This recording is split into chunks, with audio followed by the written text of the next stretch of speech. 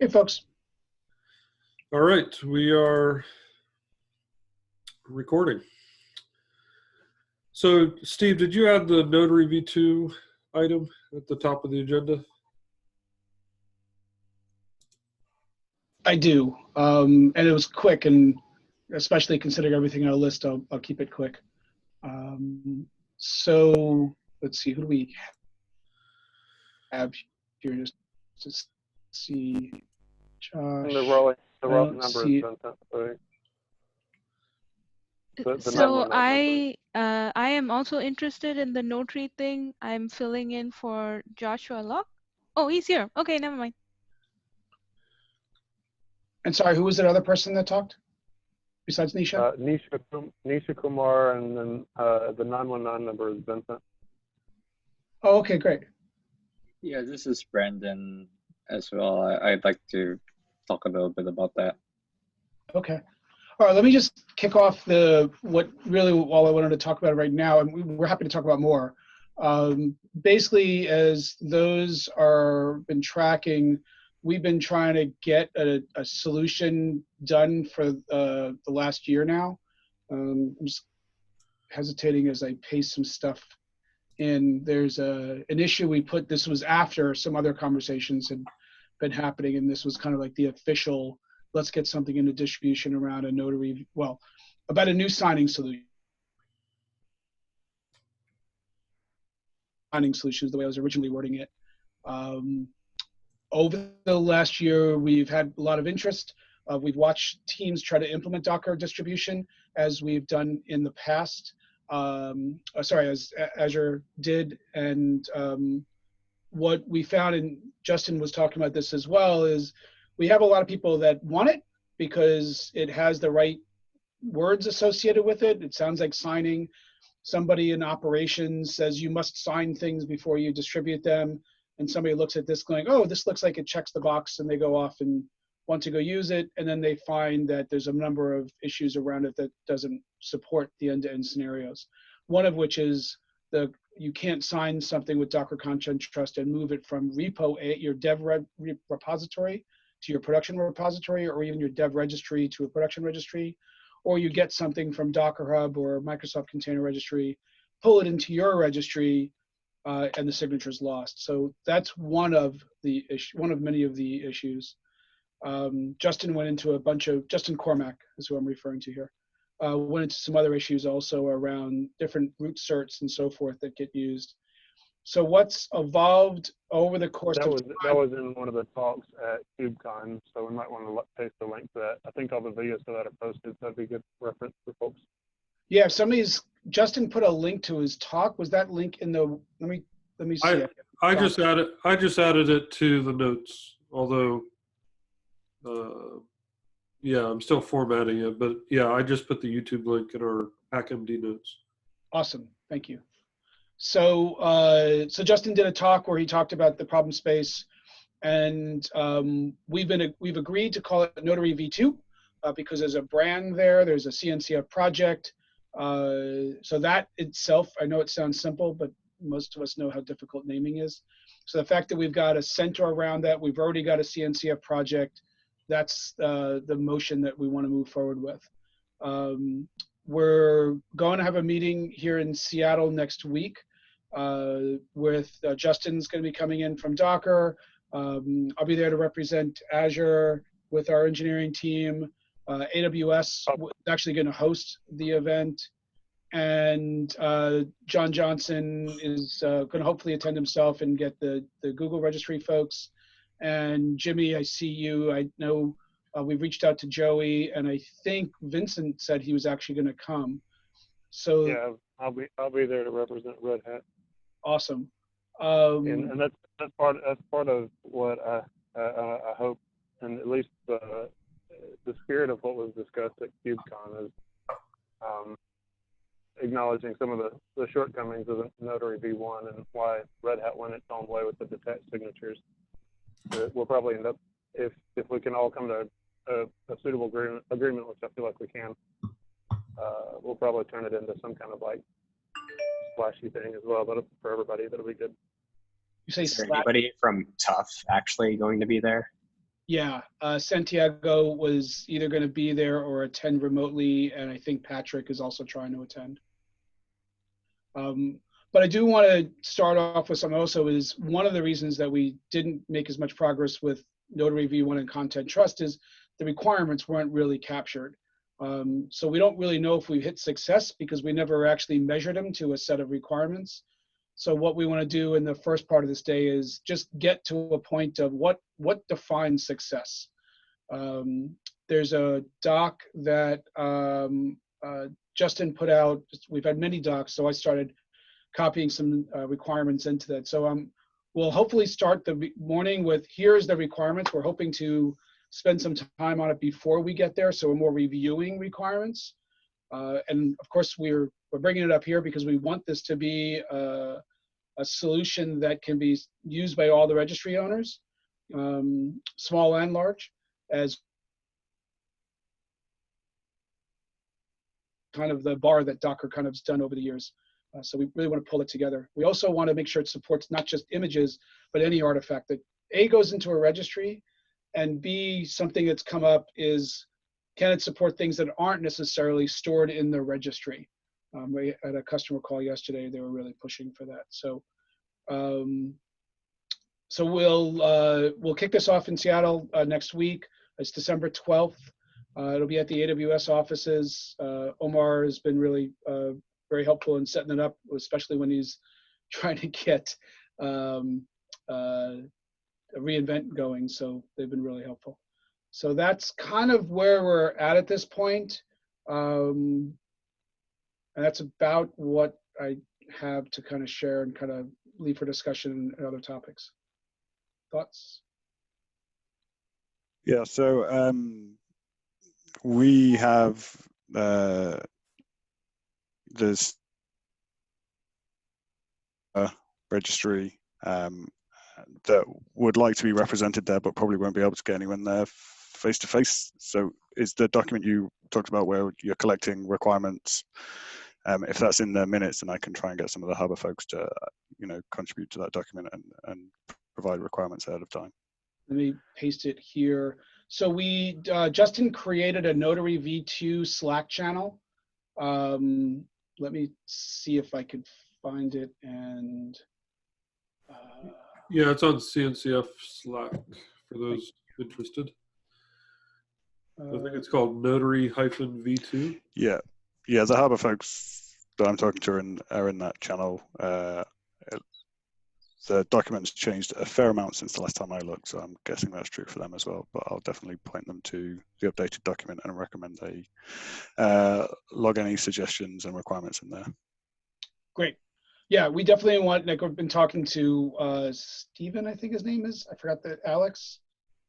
I forgot the Harbor folks' names. I'm just bad with names. We definitely want to keep them engaged with both artifacts and Notary and all this stuff, obviously. Yeah, it's Daniel Jiang that I'm talking to, but I have a limited interface with those folks as well. But I'm just trying to make sure they're involved in this discussion and aware of the time zone difference. Yeah, look, we will get more broader and in GitHub issues and all of the standard stuff that we want to do. It's just to really kick this off. We felt a good face-to-face would help get this centered. There's nothing exclusionary. We're going to set up a conf call for people that can dial in as well. And there'll be notes and all the details will come out of that.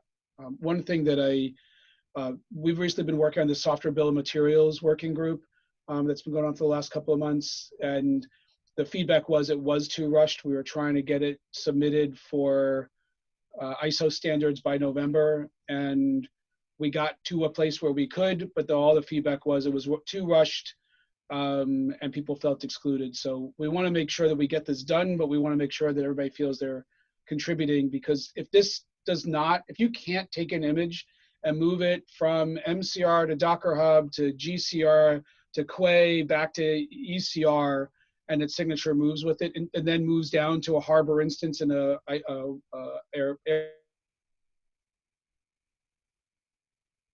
they say we did not hit the success bar. So that I have another interesting thing to point out there. Red Hat is exploring, or has this thing that we haven't really invest in at all, but we kind of know that we want to do something similar with licenses. So not only just signatures will have this, but you also want to distribute licenses with software, especially if it's GPL'd, right? Okay, would that be in the SBOM category, or you're trying to say the license should be signed, or you're just saying when content moves? It's just a similar requirement. It's you want to pass around containers that also have licenses, right? Yeah, so licenses would be one of the SBOM metadata. And actually, like the SBOM itself is kind of a generic way of saying metadata, like metadata on the software with license profiles or security profiles or export control profiles, all of those things. So that actually is that's what the SPDX community does. And actually they're discussing version 3 of their specification that actually takes that into account. So there's a base profile for any kind of software. It doesn't matter, like the don't care variety. And then there's profiles for security, for export controls, for IP, depending upon your use case. So it's a big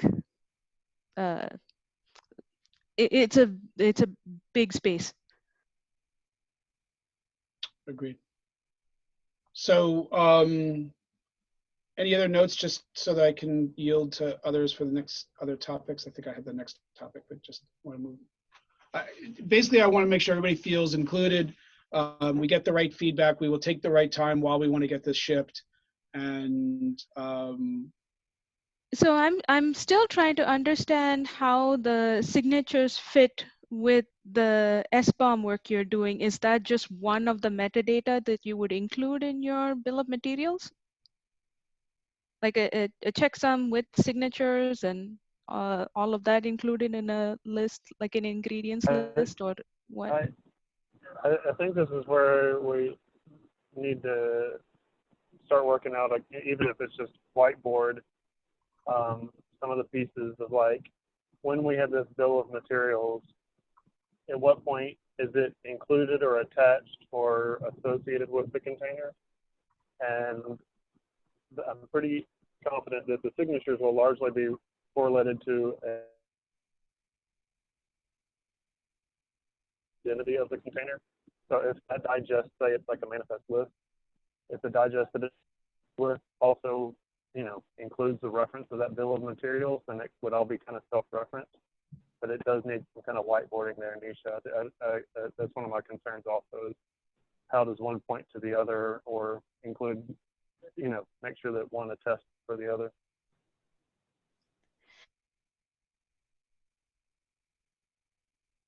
That the SPDX community is not really sure about. Like they have metadata for checksums, but not necessarily for signatures.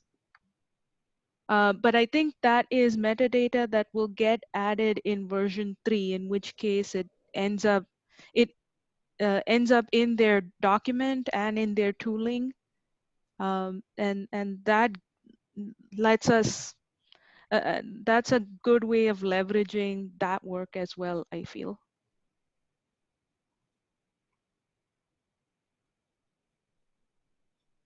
But adding that document is one of the topics in the in today's meeting.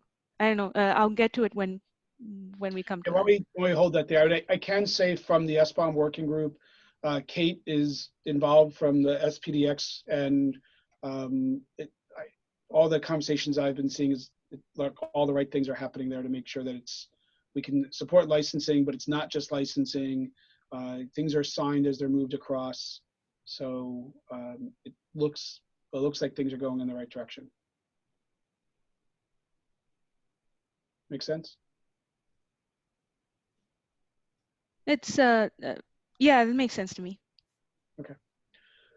All right. Why don't we, for the sake of time, moving forward, and I'll make sure we send something to the dev alias as we get more details on the dial-in information. At this point, it's December 12th from I think 10:30 to mid-afternoon, depending on how long we go. And if people can come, can book time and come, like I know Vincent's going to come.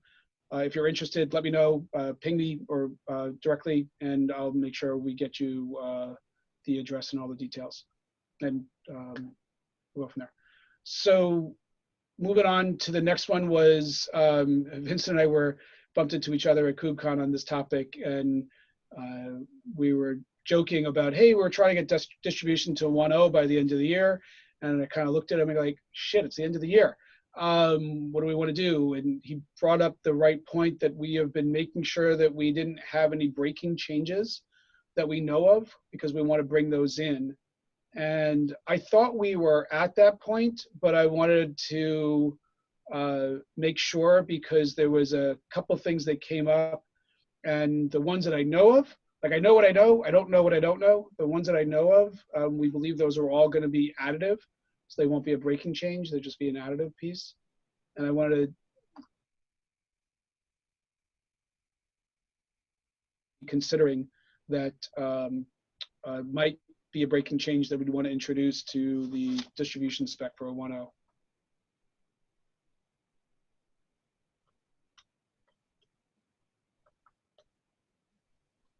Yeah, none to my knowledge. I think so far everything is added, like you said. Right? Yeah, silence is one of those interesting things. I can't hit the unmute button fast enough. So, well, we're obviously not stamping this today, but we will. I don't know. I defer to Vincent. I was just the voice trying to get it in the agenda. We should figure out the way to leave it open. I'm trying to get my brain where it was 2 weeks ago at KubeCon.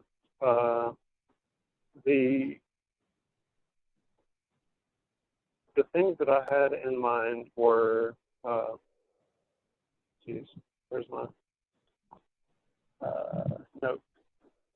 So yeah, the additive things, now that we're kind of all agreed on the catalog piece, I put it there in the note that catalog is unrelated to search. That's a whole different ball of hair to unravel for search features.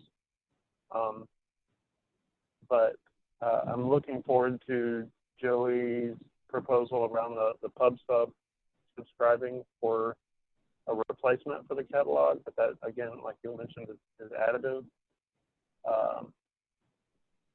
I would like to see some conformance testing in there, as there's been a little bit of interest around that, and I know like even like a little bit of tests that are currently in the distribution spec repo is effort of Dong Su, but it's not full featured. And back even when he was first working on it,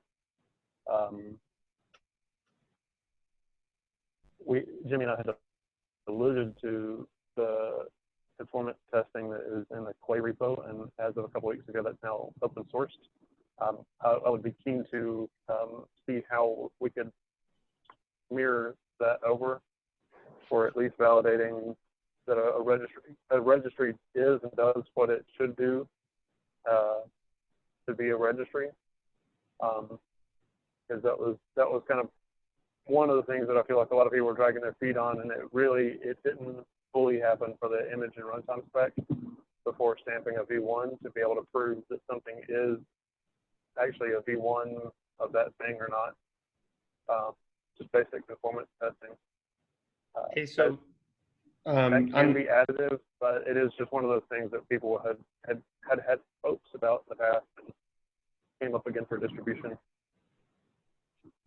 Hey, so this is Josh. I talked to Joey at KubeCon about the Quay suite, and it sounds pretty straightforward to make it agnostic to Quay.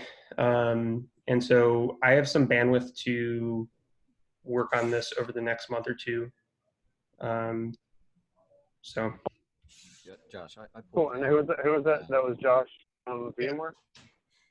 That's Josh Delitsky. That's all. Sorry. Yeah. Cool. I'll gladly touch base with that. So I was going to bring it up as I know it's under the kind of undent that and make it a separate topic, because we did talk about that. Well, before I go to the conformance testing, because Josh might have some questions. Yeah. That can be a separate thing. And so those two, the additive of the figuring out a replacement for catalog, conformance testing.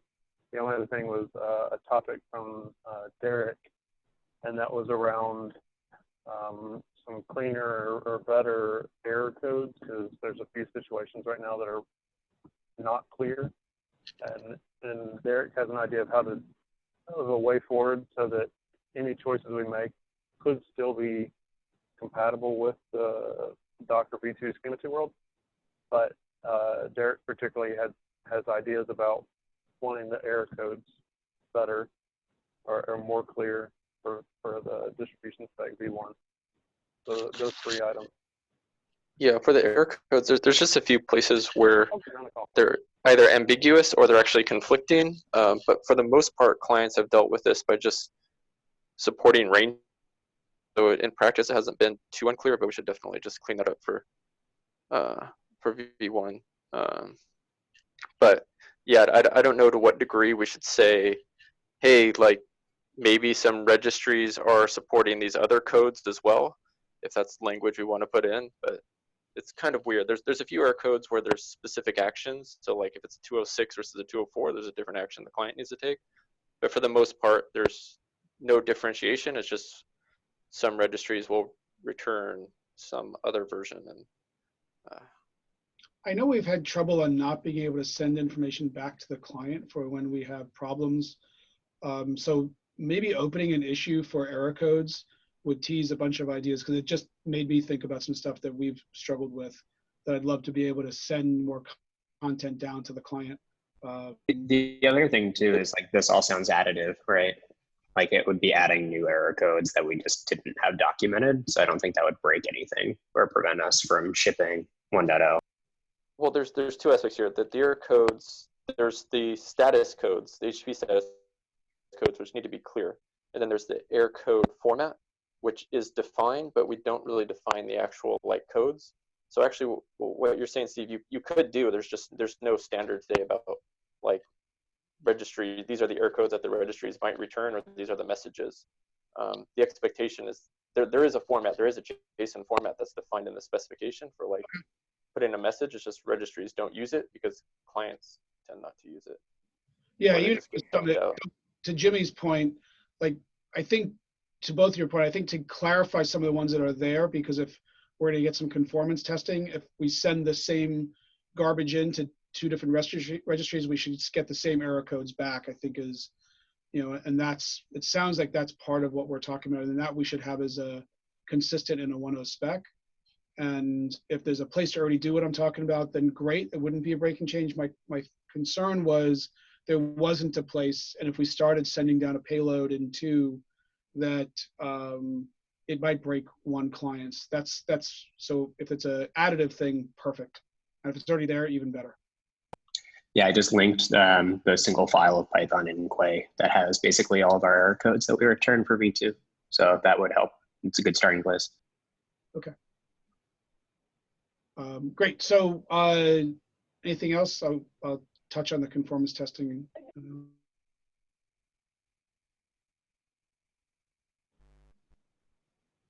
So, okay, so conformance testing at DockerCon, we also had this conversation around how can we validate that registries are compliant with the spec.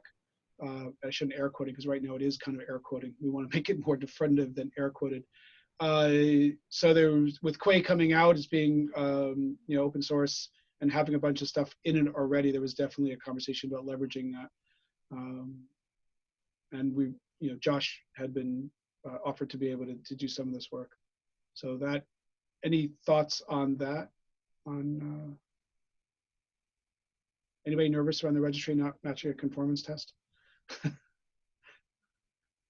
Yeah, so I talked to Chris A about doing this stuff, and I think we should talk about what the output of this should be. Like, what I'm thinking about in my head is sort of like a matrix on the OCI website or in some GitHub page that's just like, here's all the major registries, and then columns for each different piece of the spec, and just a green check whether it's. Can we, I know it's getting to the holidays and a bunch of us want to turn into pumpkins or reindeer or whatever you want to call it. Do you think that because Josh does have some time between now and the end of the year, and this is actually when he built ORAS, so this is always a good time for certain people to focus. Do you think, Jimmy and others for various registries, do you think we could commit to outlining what we think should be included in a set of conformance tests? If we opened up an issue or something, we could get a bunch of notes in there. Is that reasonable? Yeah, I think we probably have time to do that.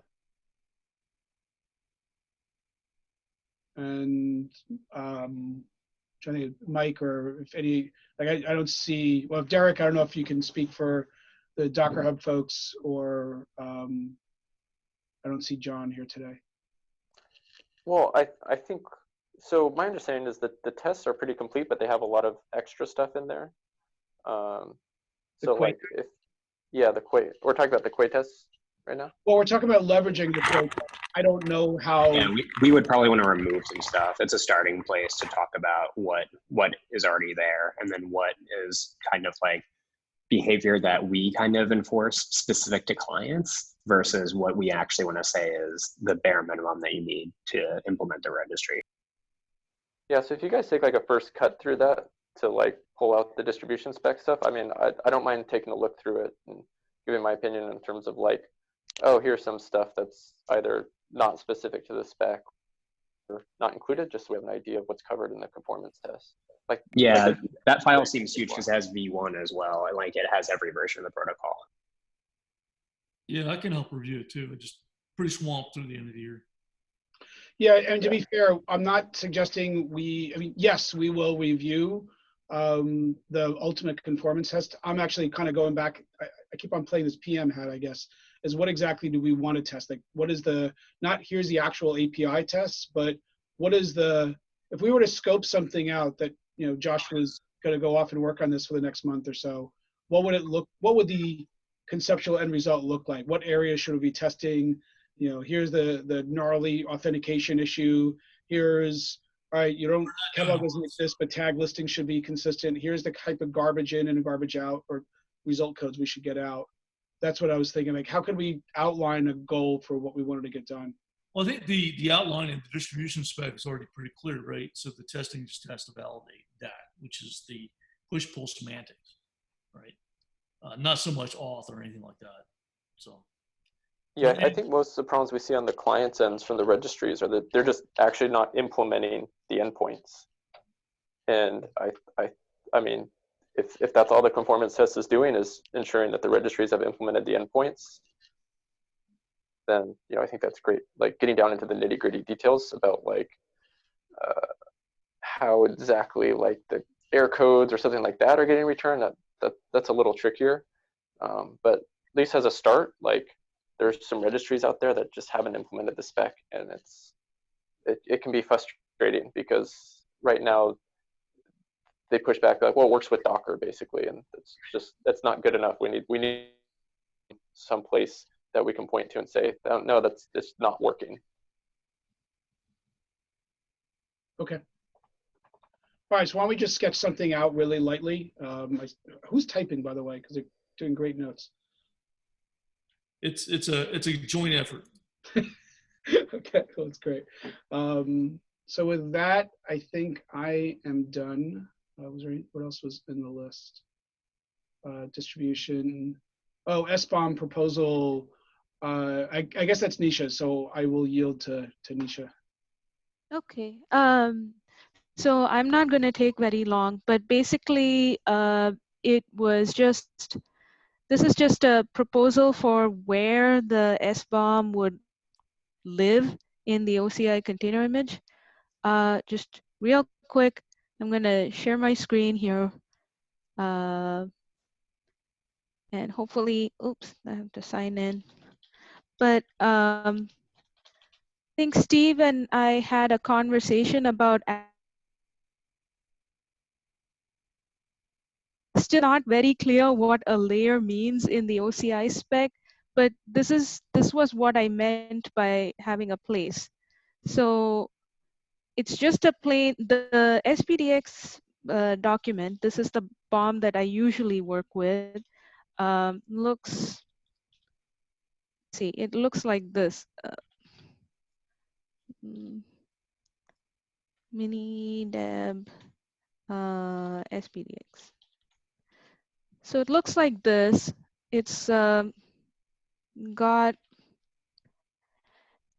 it's pretty comprehensive and verbose, but this one has all the license information, and I mean there's a list of all the packages that are installed in the image. The image here is like a mini deb image.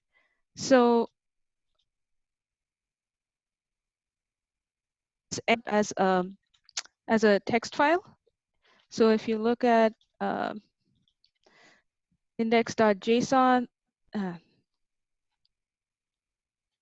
let's see if I can bring that again. Yay! Okay, so it just lives as a text plain media type, and the blob just lives in like there. It's that one, and then if you look at it, it's the same text file. So I think that's very simple. Am I overthinking this, or am I underthinking this? Is there something that I'm missing? Just for testing purposes, I tried converting this. This is using, I created this image using Umochi. Is that how you pronounce it? I'll pronounce it Umochi for now, and you can correct me. But I used Emoji to do this, and then I used Scopio to convert it into a Docker container, and it didn't break anything. So to me, that looks okay, but I'm skeptical, which is why I wanted to ask if there was anything that I'm missing here. Does anyone have any concerns, comments, anything? Can you cat the index one more time, just so you can see it right now? Let's see.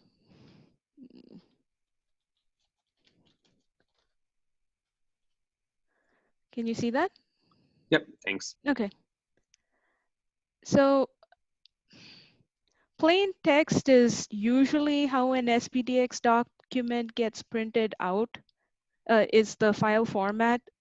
They have a specific format called tag value, and that usually comes as a text format, as a text file. They have tools to parse it, but they also have these things in blob, in JSON. So if needed, it can be JSON. But yeah, that's what it is. It's just like a plain text file. This can be a placeholder for any kind of SBOM. But it doesn't. It's like it doesn't have to live in the container image. It's not going to affect anything, not unless a tool is looking for it. So I'm guessing that this is backwards compatible. Any concerns so far? Yeah, I missed the meetings that you had at KubeCon. Could you give me like a 60-second description of what? What you got here? I mean, I'm making guesses in the notes here, right?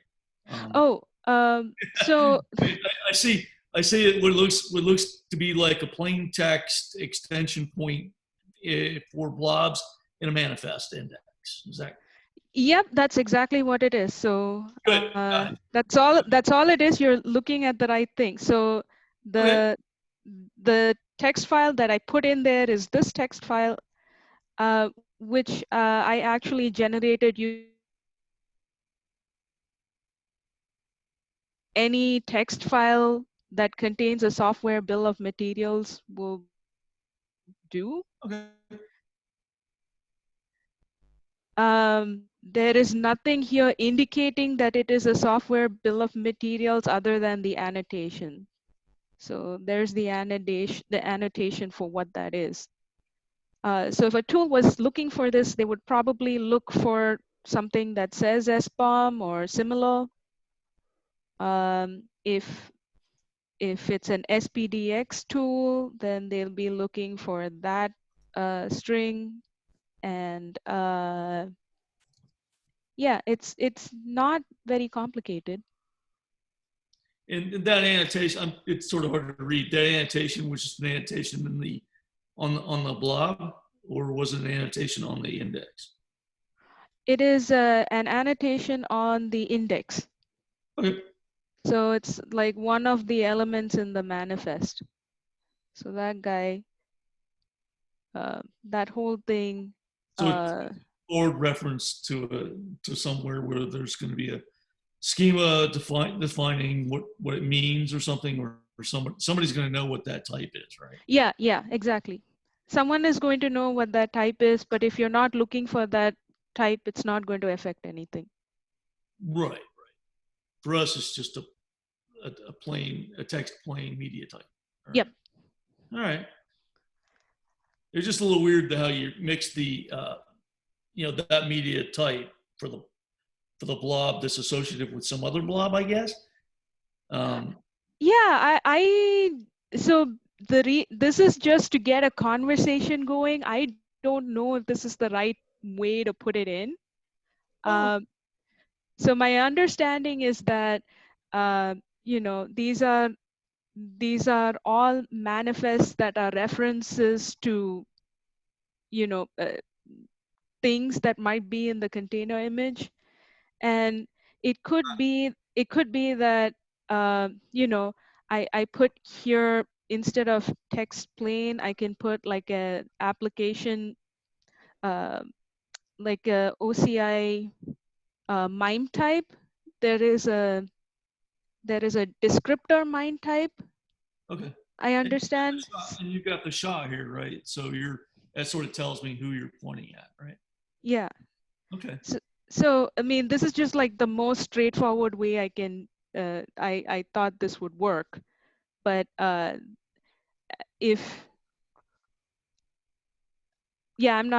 unsure where I'm unsure of like corner cases where this might break something. So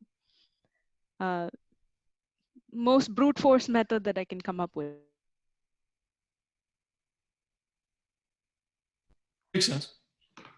Yeah, I think that the change that I made to the image spec like a couple months ago makes it so this is safe, or should be safe, and that tools should ignore this if they don't know what the MIME type is. My fear is that at some point somebody goes, I know what text plain is, right?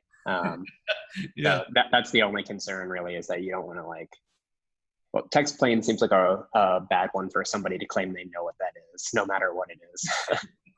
if you're an old XML guy, I think you know what that is, right?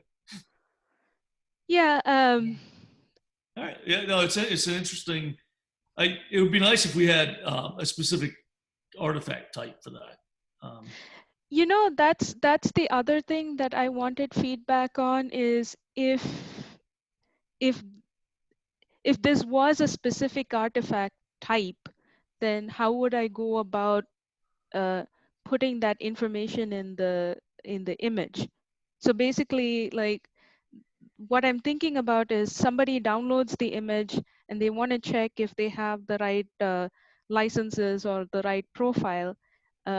One way they can do it is to read it directly from the image, like look for the document and read it from there. And the other thing is to look in the image for a reference that exists as an artifact in the registry. But I'm not really sure how to reference that here. I think it's the biggest question that I kind of think about this with the SBOM work is, and so I'll back up before I jump into the details. There's been various conversations because these SBOMs can be pretty big, especially as they have, what's the word, when the thing moves from point A to point B and there's various attestations added to it. Yep. So the question was whether they should be in the artifact as, because when somebody's pulling an artifact and they're just trying to run it, they don't necessarily care about the SBOM and they don't want to pay the penalty of having to bring that thing down in addition. So there was various questions of where the artifact and, where the SBOM should be and how it should be associated with it. And then, this had nothing to do with registries when we had the conversation. This is everything from NPM and all the package managers and registries. It's just yet another storage solution. So we obviously need to figure out what we want to do from a registry perspective. And I guess I was kind of waiting for the SBOM work to make a little bit more progress to form my own opinion of whether it's or it's an artifact. Even in this approach, this is one of the ways that, like, one of the ways with me, the project that I'm working on of, like, for building an image that contains all the source code, I'm basically taking the same approach that Debian and RPM did, most specifically RPM.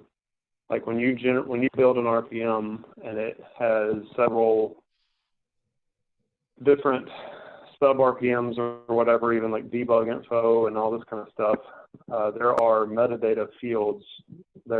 Different distributions don't always use them, but there are metadata fields so that there's like a ID that's generated for, say, the source RPM, and then there's fields set in the things that are built from it or associated with that original one, so that you can look at them and not just compare a string of, like, bash version 5,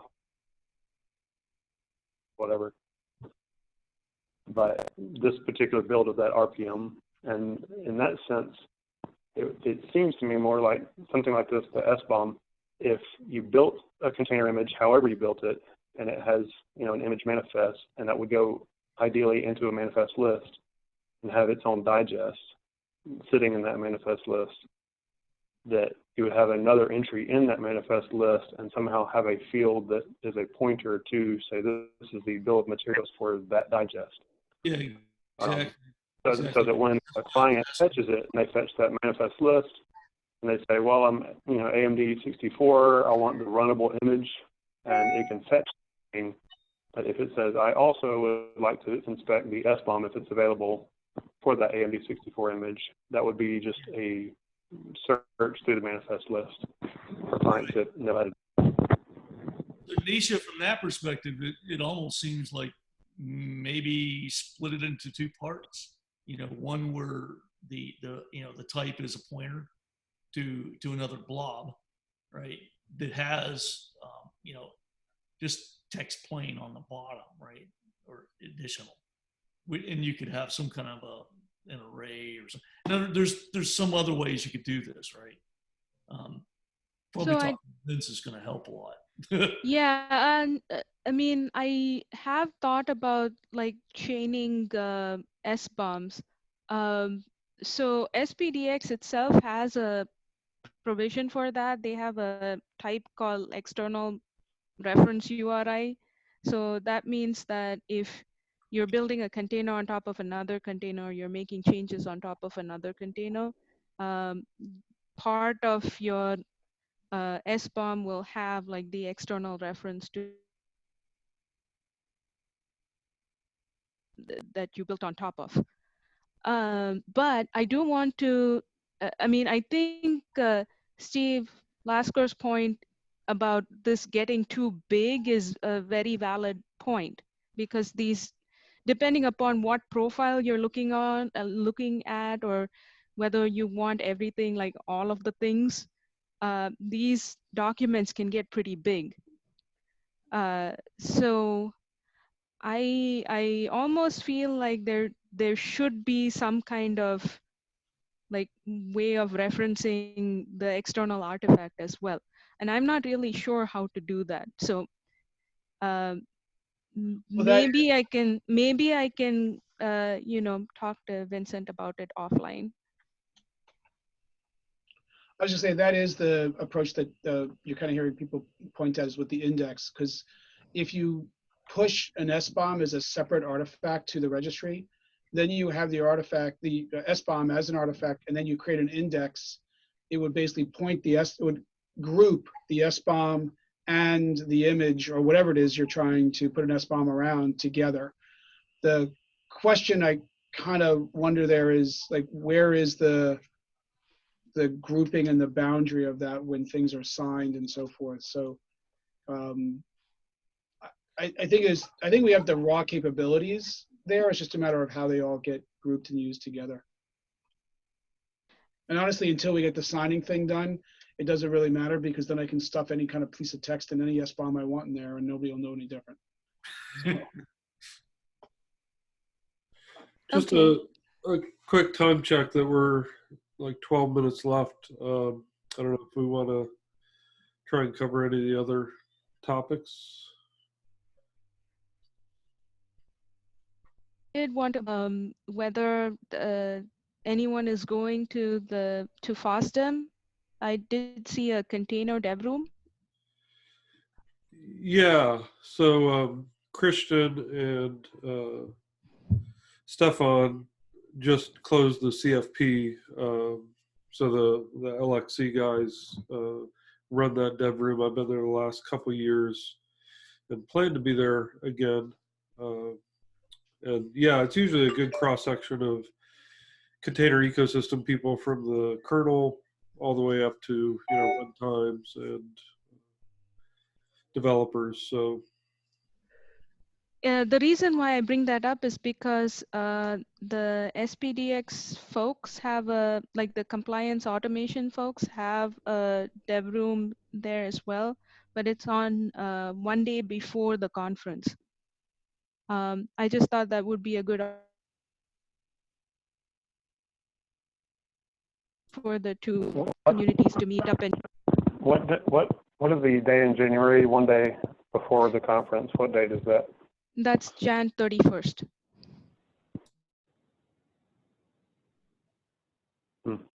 So I'm gonna try to be there. Rose is on the call, and we're gonna try to be there, and that we're hoping to also meet some folks from OCI as well. yeah, I mean, with enough lead time, I can probably make myself available Friday. I haven't made any travel plans, but happy to try and. Yeah, that's always such a tricky one. I was not planning on going. I will be in Europe right around that time. I haven't made no travel plans yet, though, so I guess I'm still technically flexible. I would be curious. I feel like I saw you posted to the list about, you know, asking if people are going to be there, but yeah. I haven't heard or get an idea of what presence anybody in particular would be there. If this is the one that the SBOM working group is working on, then I know that I haven't committed. I was considering it. I haven't committed anything for next year yet. Yeah, so the compliance folks usually work around tooling for extracting and generating and modifying SBOMs for any kind of artifact.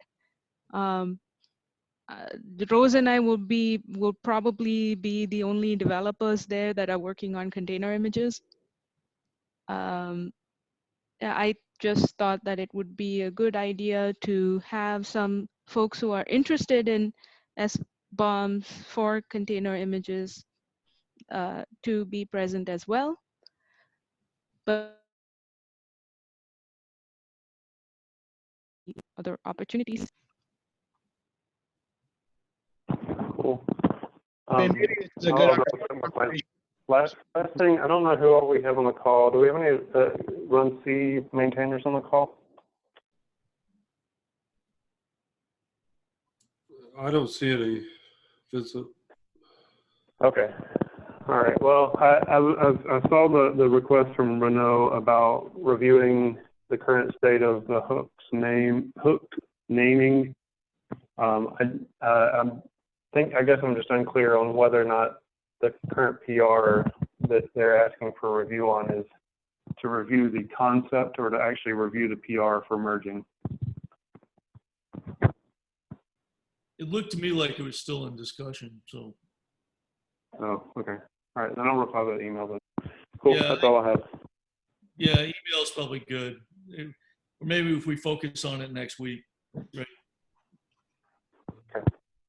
So just on the FOSDEM thing, since we have a couple of minutes left, I don't know whether I get to FOSDEM and maybe, but with KubeCon not too far in front of that, since we got rushed for last minute planning at the last KubeCon, maybe we should I will commit to making a little more time scheduled to make time booked officially up ahead of time so people can actually plan to be there.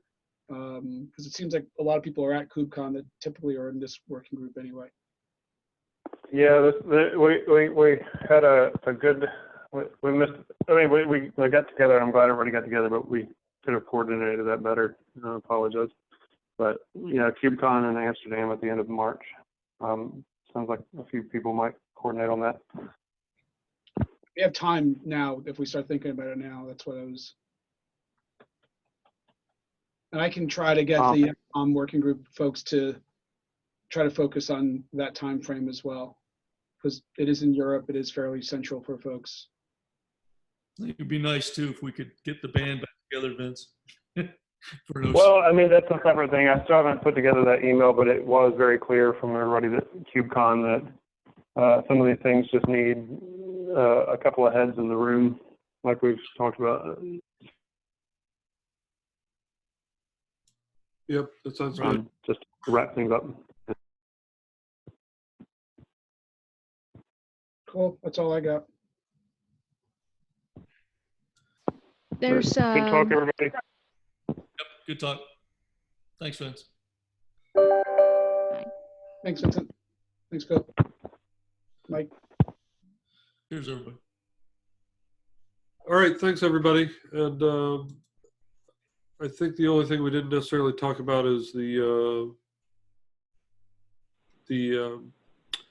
RunC V1, but it sounds like we didn't really have a quorum of people that can discuss that, so we'll handle that offline. But I guess, sorry, this is Tycho Anderson. I'm just butting in right at the end here. But the other thing I think was the emoji maintainer.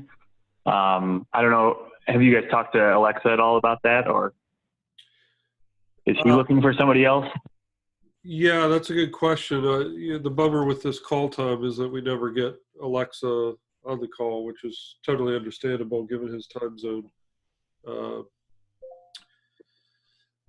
yeah, we need to figure that out offline, I guess. Okay.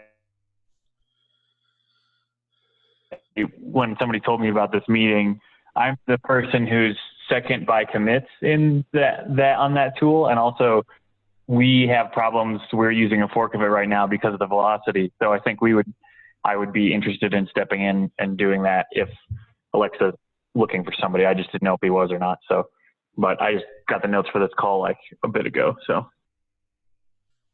Okay.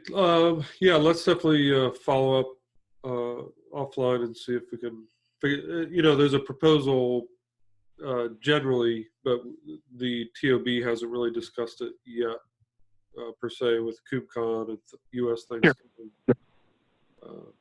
But obviously we need to, totally. Yep, definitely we'll have that discussion and take some steps there, hopefully. Cool. All right. Thanks for the notes, everybody. I will get this recording up on YouTube and add that link to the notes. And hopefully we'll talk again next week. All right. Thanks, everybody.